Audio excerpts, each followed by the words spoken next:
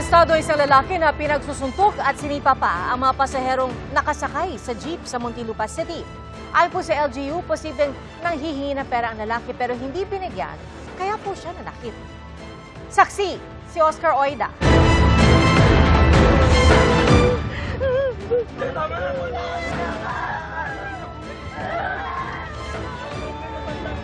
Binalot ng takot ang mga pasahero ng isang jeepney nang paulanan ng suntok ng isang lalaki, ang isang pasaherong senior citizen sa Muntinlupa.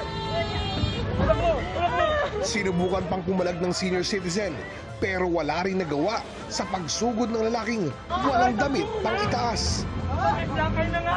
Maya-maya, binalingan naman niya ang isa pang lalaki na nakaupo sa sahig ng jeep.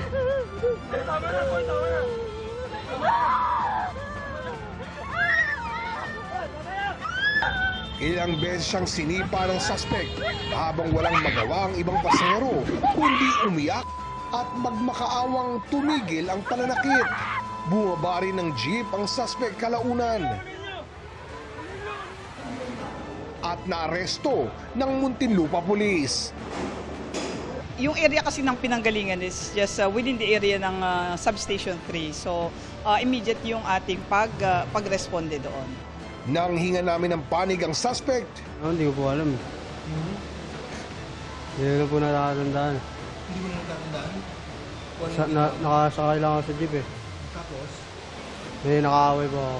iniimbestigahan ng pulisya ang sanhi ng pananakit. Pero ayon sa nakalap na impormasyon ni Muntinlupa City Mayor Rufy Biazon, ang nakuha ko lang naman is yung sumakay nga dun sa passenger jeepney at yung typical na nanghihingi, nahaharas pagka hindi mo nabigyan. And I think it escalated doon dahil high on substance, no? Substance abuse. matagal na raw may ganitong problema sa lugar. In the past, ma-apprehend pero there is not much